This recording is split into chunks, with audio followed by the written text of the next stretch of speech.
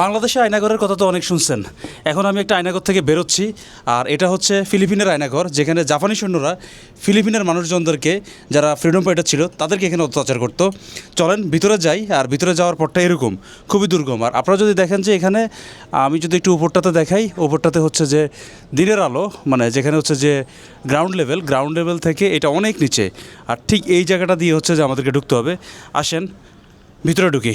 মানে এটা খুবই ডেঞ্জারাস একটা জায়গা, 3 ফিটের মতো একটা জায়গা দিয়ে ঢুকতে হয়। আমি আমার বন্ধুরা ঢুকছে, আমার খুবই সেন্সিটিভ একটা অবস্থায় আছি আমরা। সো এখানে হচ্ছে যে এই যে লোকগুলো দাঁড়ায় আছে বন্দুক হাতে, যে লোকটা, সেটা হচ্ছে একটা জাপানি সৈন্য, আর যে লোকটা শুয়ে আছে সেটা হচ্ছে ফিলিপিনের একজন ফ্রিডম ফাইটার। এভাবে অত্যাচার করা হতো। এটা পুরোটা মোটামুটি রিকভার করা না গেলেও অনেকটাই রিকভার করা গেছে। সেখানে দেখতে পাচ্ছেন এখানে টর্চারের নমুনা কিছু প্রোটোটাইপ ওরা সাজিয়ে রাখছে। এদিক থেকে যদি আমরা একটু সামনে যাই, সেখানেও দেখতে পারবো আমরা টর্চারের নমুনা।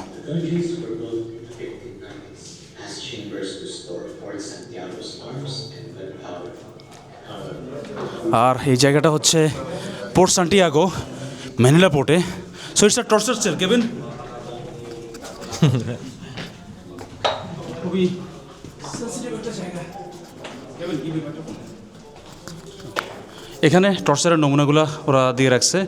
ওরা দুর্ভিক্ষ বা খাদ্যের অভাবে যে মারা যাচ্ছিল সেগুলো দিয়ে রাখছে। এই যে এখানে একটা টর্চার সেল আছে। খুব সম্ভবত এখানে গেস্টাপো মেথডেও টর্চার করা হতো। এখানে দেখতে পাচ্ছেন টর্চার, মানে এটা ভয়াবহ একটা অবস্থা। বাংলাদেশের আয়নাঘর আমরা দেখছি, সেটা হচ্ছে যে টেলিভিশনে কিংবা সোশ্যাল মিডিয়াতে। বাস্তবে আমার বা অনেকেরই দেখার সুযোগ হয়নি, কিন্তু আমরা এখানে এই ফিলিপাইনে আয়নাঘর দেখতে পাচ্ছি। সো এরকম টর্চার সেল আসলে শুধুমাত্র যে ফিলিপাইনে আছে বিষয়টা তা না, পৃথিবীর অন্য অনেক দেশে, প্রায় সকল দেশে এই টর্চার সেলটা আছে।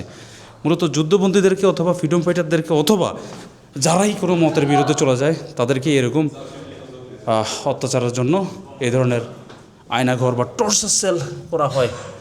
এবং ইন্টারেস্টিং বিষয় হচ্ছে জাপানিরাও এই টর্চার সেল ইউজ করছে, এবং শুনেছি স্প্যানিশরা যেন আমেরিকানরাও এই টর্চার সেল ইউজ করছে। খুব ইন্টারেস্টিং। আর এগুলো যাতে ভেঙে না পড়ে সেজন্য হচ্ছে যে প্রোটেকশনরা দিয়ে রাখছে, যে এই দিকগুলোতে প্রোটেকশন দিয়ে রাখছে। খুবই শিহরিত একটা অনুভূতি।